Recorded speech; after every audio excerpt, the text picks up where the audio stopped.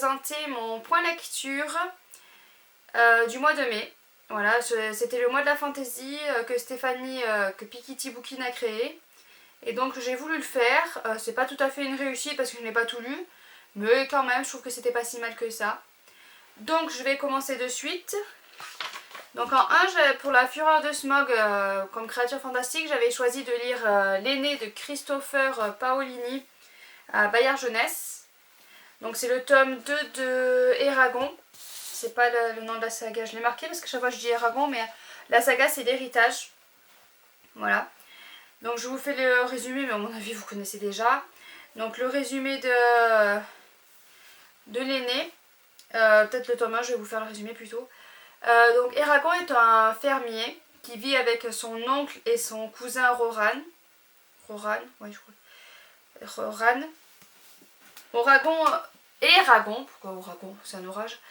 Eragon part à la chasse et à un moment de revenir, enfin je sais plus exactement, enfin en allant à la chasse il tombe sur une jolie pierre. Voilà, une magnifique pierre, donc la trouvant magnifique, il la ramène chez lui.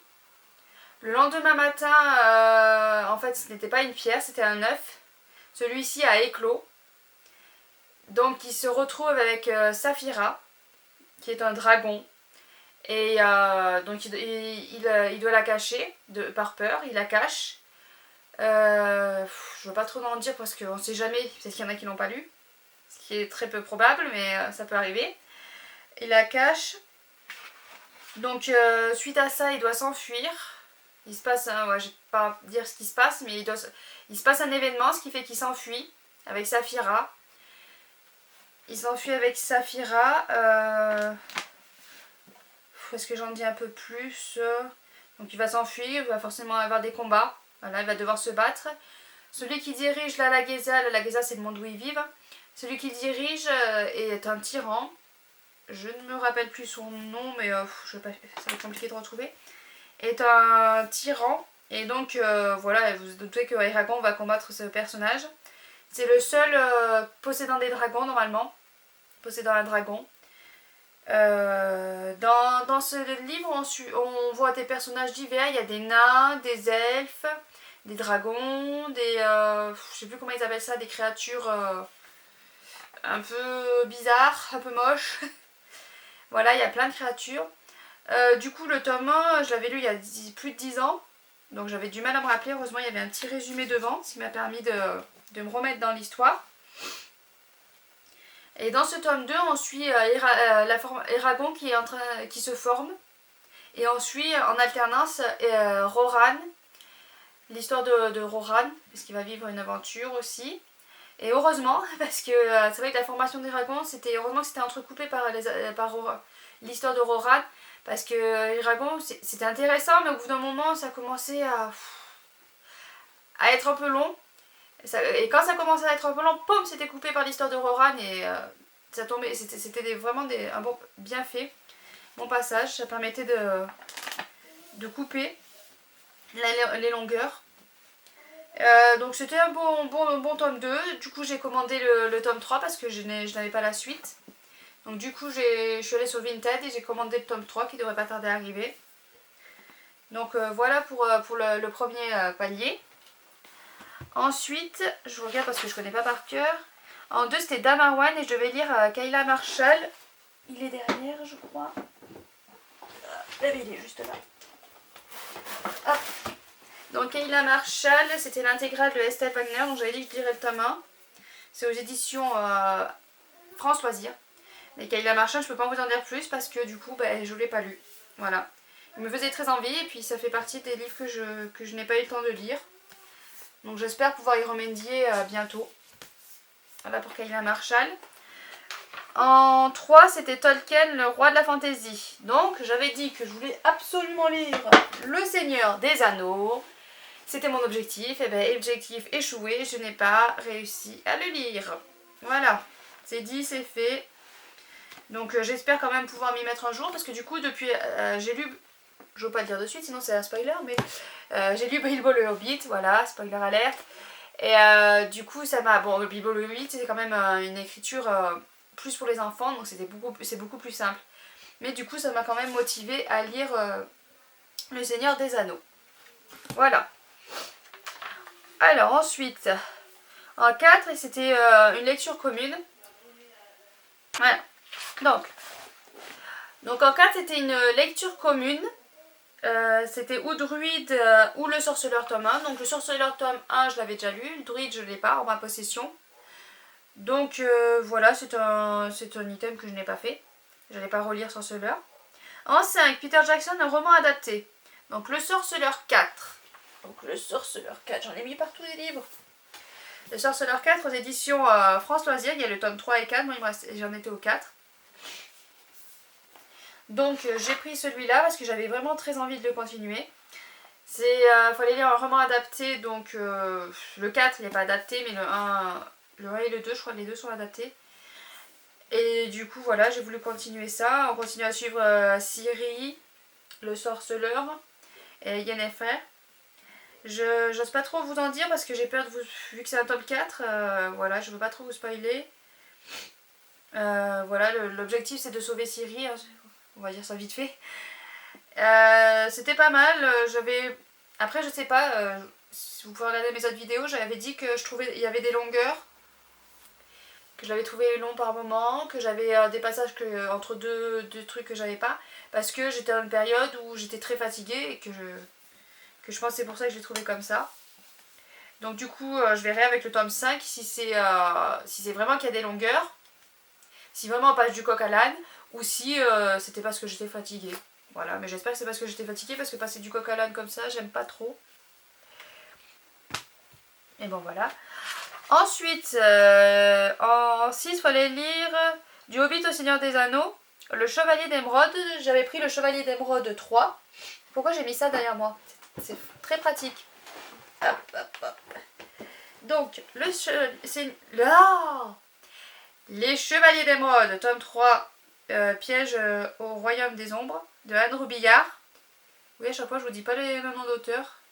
Aux éditions Michel Lafonpoche, je vais y arriver. Voilà, c'est un tome 3. Le Chevalier d'Émeraude, ça faisait longtemps aussi que j'avais attaqué. Je me suis mis l'objectif cette année de finir la série, parce que j'ai tous les livres de la saga. Et donc j'aimerais bien quand même enfin le finir, parce que c'est quand même pas mal, il y a des aventures à chaque livre. Ce tome 3, j'avais l'impression de l'avoir déjà lu. Donc est-ce que je l'avais déjà lu ou est-ce que c'est parce qu'il se ressemble au tome 2, je ne sais pas. On se retrouve avec Kira et Waylan. Pourquoi je dis Waylan? Waylan et d'autres personnages. C'est vrai que y a plein de personnages que je trouve qu'on ne travaille pas trop. Parce que voilà, il y a plein de personnages et on travaille surtout certains et des autres on pourrait les travailler un peu plus. Mais bon, après avec tous les personnages, c'est sûr que c'est compliqué de tous les travailler. Mais ouais, pas mal. Donc du coup, pour le mois de juin, je me suis mis le tome 4, que je suis en train de lire d'ailleurs. Parce qu'on est début juin, hein, je suis pas très en avance pour faire le point lecture. Mais voilà, j'ai attaqué le tome 4 qui est pas mal, qui est très entraînant aussi. J'aime beaucoup pour l'instant. Je vous fais pas un résumé parce que je pense que tout le monde le connaît. Hein. C'est Wayland qui ils doivent protéger.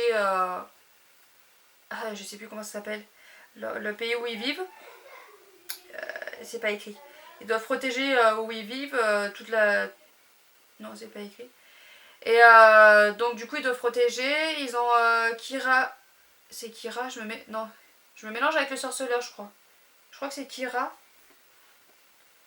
Bon, disons que elle s'appelle Kira. Autant je me mélange avec le sorceleur, c'est pas grave. Donc Kira qui doit protéger Laza. Je sais pas si j'étais censée le dire. Bon, il doit protéger un enfant qui est censé les sauver tous. Voilà. Ouais. Donc ensuite en 7, c'était la balade dans le Mordor. Il fallait lire un livre qui te fait peur. Donc moi j'avais mis Le Seigneur des Anneaux. Voilà. Encore une fois, parce que je voulais absolument le lire, mais je ne l'ai pas lu. Voilà, il me faisait peur par rapport à sa complexité d'écriture. Et je ne l'ai pas lu. Ensuite, il y avait Gimli, Legolas, Aragorn et Frodon. Choisis ton héros. Donc j'ai lu il est où Bilbo le Hobbit de Tolkien, édition. Je crois que c'est le France Loisir aussi. Édition France Loisir. Donc Bilbo le Hobbit. Je pense que la plupart connaissent, ils ont dû voir le film ou lu le livre, mais bon. Bilbo le Hobbit, c'est un jeune hobbit qui n'est pas très courageux. Voilà, il n'est pas aventurier, il aime bien, il est casanier, on va dire. Et un jour, Gandalf vient le voir pour lui, on va dire imposer quand même, parce que c'est pas, il ne le laisse pas vraiment choisir, je trouve, pour lui imposer une aventure avec les nains, pour retrouver le trésor des nains sur la montagne des nains. Je sais pas s'il y a un nom particulier, je me rappelle plus. Sur la montagne des nains, qui est gardée par le dragon Smog. Je sais pas être écrit. La fureur de Smog, ouais, le dragon Smog. Donc, j'avais peur de ce livre parce que c'est du Tolkien, mais en fait, en le lisant, je le trouvais simple. Et j'ai regardé, en fait, c'est écrit pour les enfants celui-là. C'est pas comme Le Seigneur des Anneaux qui est pour plus adultes. Celui-là était pour les enfants à la base. Donc c'est pour ça qu'il était simple à lire. J'ai bien fait du coup de commencer par celui-là. Ce qu'il faut, d'ailleurs il faut commencer par celui-là. Du coup c'était simple à lire, c'est fluide, c'est une écriture, mais enfin je sais que c'est traduit, hein, mais je pense que quand même ça reste. Mais c'est magnifique l'écriture. J'ai trouvé il y a des phrases magnifiques. Il y a j'ai surligné d'ailleurs plein de choses. Enfin j'ai trouvé ça d'une beauté impressionnante. Du coup, je sais pas pourquoi j'ai pas lu Le Seigneur des Anneaux, mais je pense que je vais les espacer peut-être. Et du coup, ouais, j'ai beaucoup aimé l'aventure et malgré que ce soit comment dire, que ce soit un parcours, il y a de l'aventure à chaque il y a de l'aventure à chaque page presque. On va peut-être pas abuser, mais disons qu'on s'ennuie pas une seconde quoi. C'était je l'ai dévoré, mais pas possible. Enfin, je crois que je l'ai lu en 3 jours. Il y a 400 pages, je l'ai lu en 3 jours. D'habitude, je lis pas, surtout que c'était une période au mois de mai où j'avais mes allergies, donc je lisais pas vite. Mais j'ai réussi à le lire en 3 jours et franchement, j'ai pas vu le temps passer quoi. C'était génial. Il y a des passages qui font sourire. Enfin, je dis pas rire parce que moi j'ai pas tendance à rire avec les livres, ou dans la vie même tout court. Mais il y a des passages qui font sourire, il y a de l'énergie, il y a des chants. Enfin vraiment, c'était vraiment génial. Donc ceux qui l'ont pas lu, lisez-le parce que c'est simple, c'est fluide, c'est magnifique. Donc voilà, je regrette pas de l'avoir lu. Merci Stéphanie d'avoir fait ça y est, j'en permets au second de la fantaisie parce que j'ai bien fait de le suivre parce que c'est du coup grâce à ça que je l'ai lu. Sinon il aurait traîné encore longtemps dans ma pile à lire. Et vraiment ouais, je suis vraiment contente. C'est sûr que c'est un livre que je vais garder. Ouf. Et qu'il est possible que je relise un jour, même si j'aime pas trop relire les livres. Voilà. Donc voilà pour celui-là. Je parle. Pour rien dire en plus. Mais j'ai tellement aimé que voilà.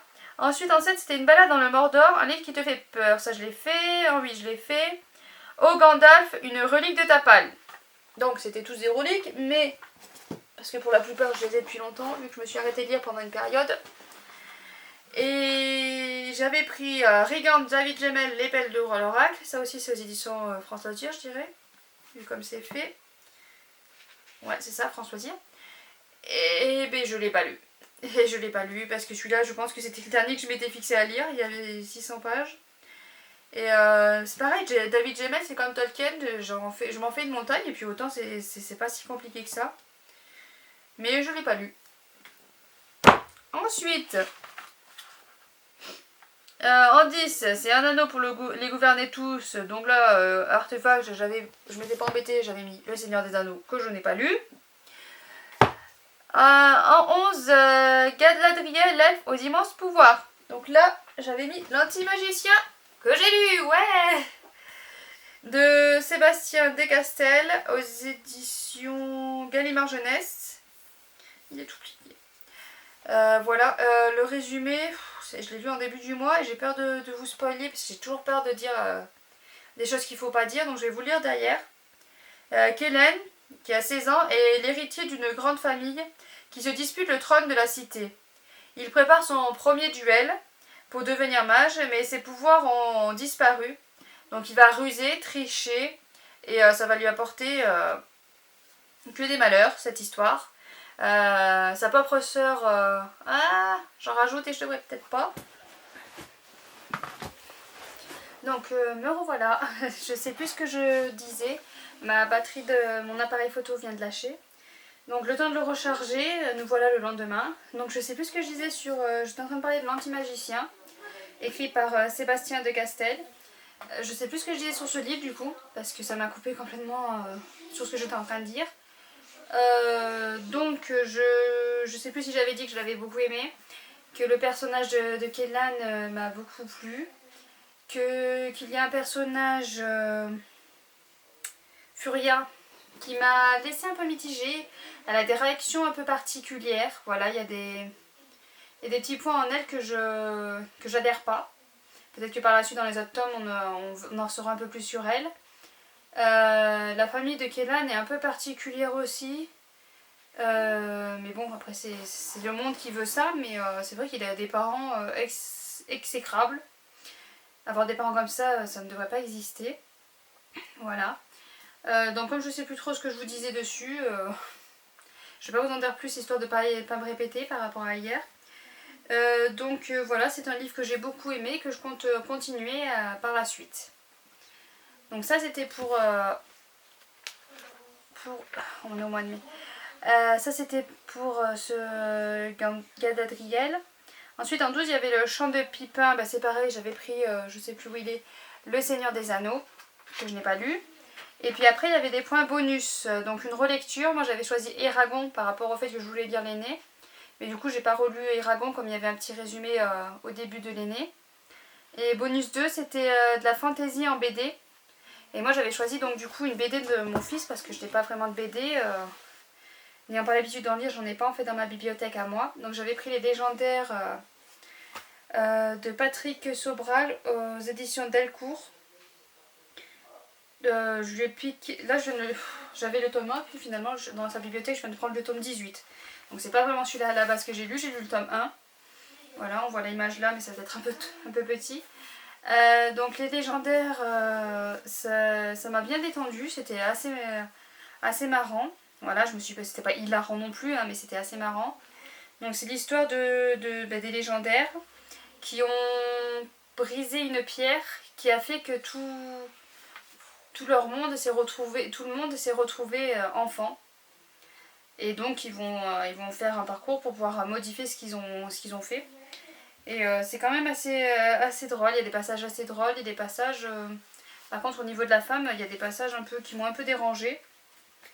Parce que c'est quand même une BD que les enfants lisent, donc... Bon, c'était léger, hein, c'est pas non plus rabaisser la femme à un point phénoménal. Mais ça, je sais pas, pourtant je suis pas féministe, mais je sais pas, il y a quelque chose qui m'a dérangée là-dessus. Mais bon, voilà, c'était pas si terrible. Après, je pense pas que je lirai ces autres tomes, hein, parce que ça m'a pas non plus transcendé. Voilà pour cette fin de vidéo que j'ai refait. J'espère que cette vidéo vous aura plu. N'hésitez pas à vous abonner. N'hésitez pas à me dire ce qui vous a plu dans cette vidéo, ce qui ne vous a pas plu, ce qui vous gêne, ce que je pourrais modifier. En toute gentillesse, je précise bien. Voilà, parce que je débute et j'ai encore des choses sûrement à modifier, mais que je vois pas forcément. Donc n'hésitez pas à me le dire, ça peut m'aider à avancer dans ces vidéos. Voilà, parce que moi en tout cas je commence à me prendre au jeu et à m'amuser à faire ces vidéos là. Donc voilà, je compte continuer, essayer d'en poster une par semaine tous les vendredis. Voilà, bonne lecture, amusez-vous bien et à bientôt.